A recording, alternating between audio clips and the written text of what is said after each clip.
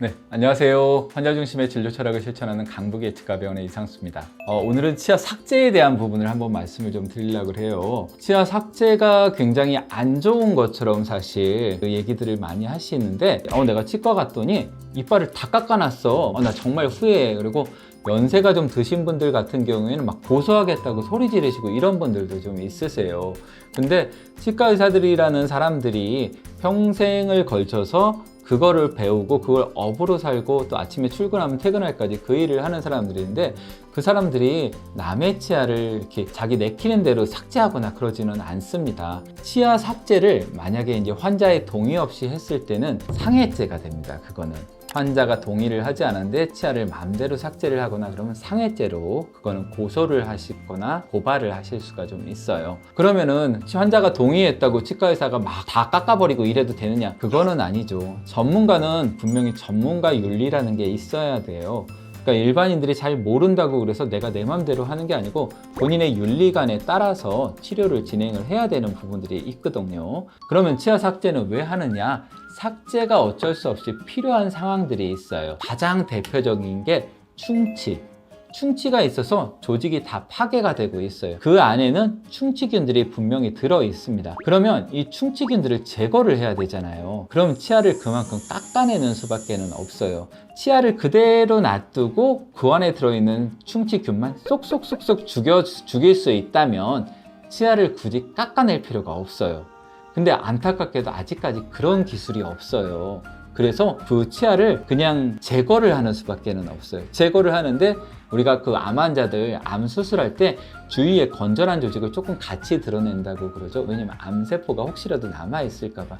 충치도 충치균 때문에 생기는 거라서 주위를 조금 더 드러냅니다. 썩지는 않았지만은 거기에 충치균이 남아있으면 나중에 계속 또 썩어 들어갈 수 있기 때문에.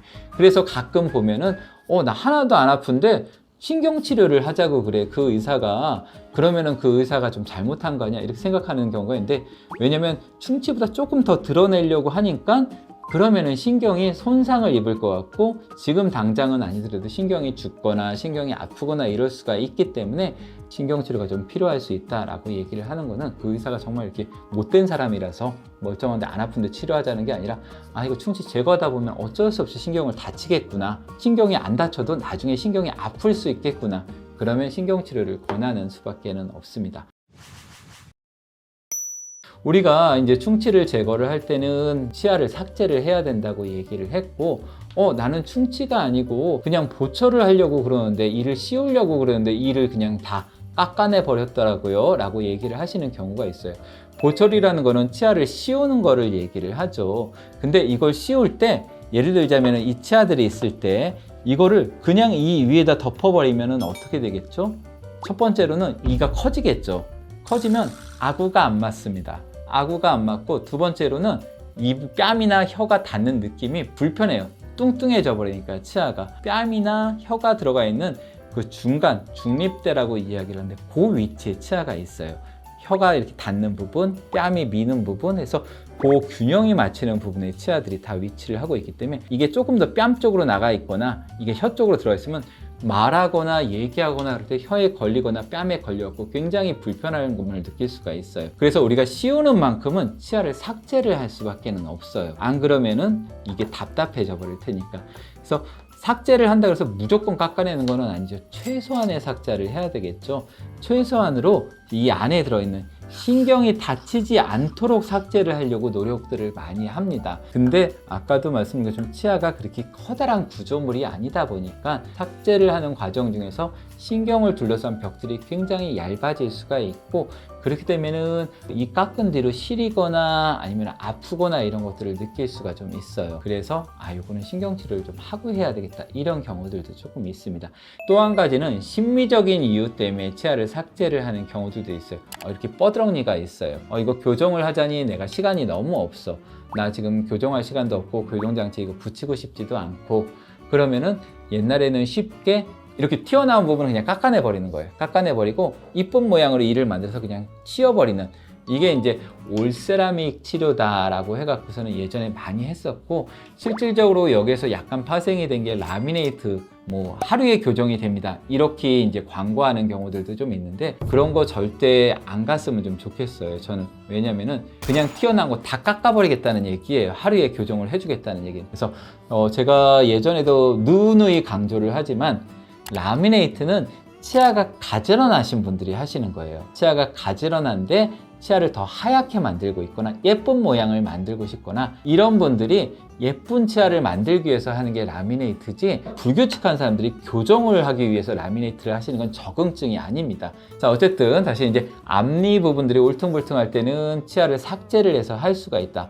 그럼 원장님 지금 얘기한 것처럼 치아 삭제하는 건 나쁜 거겠네요. 그거는 아닙니다. 나쁜 거는 아니고 라미네이트 같은 경우에는 교정을 통해서 이제 하는 게 필요하지만 정말 치열이 불규칙해갖고 이거를 뭐 신경치료를 하거나 올세라믹을 해갖고서는 보철적으로 하는 부분들도 가능하세요. 그러면은 어떨 때 치아를 삭제를 하고 어떨 때 그 크라운을 해야 되느냐, 이거는 내가 치아를 삭제하고 얻을 수 있는 장점과 치아를 삭제 안 하고 삐뚤빼뚤한 상태로 그냥 살 수 있을 때의 장점을 비교를 해봐야 될 수밖에 없어요.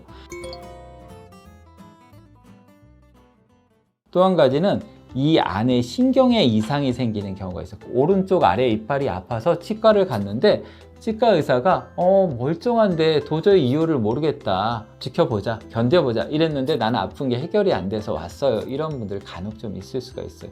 이 겉에가 멀쩡해도 안에 신경이 있는 부분, 이 조직 안에서 염증이 생기거나 이 안에서 죽을 수가 있어요.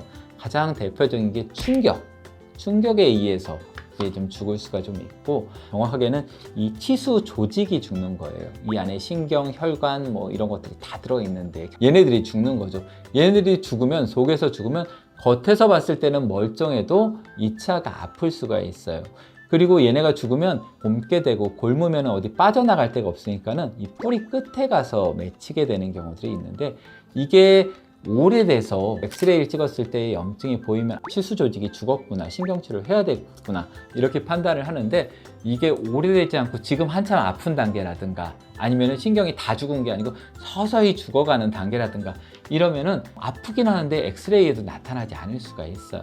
그럴 때는 이제 증상이라든가 이런 것들을 잘 보고 면밀하게 확인을 해서 이게 신경치료가 들어가는 경우도 있어요.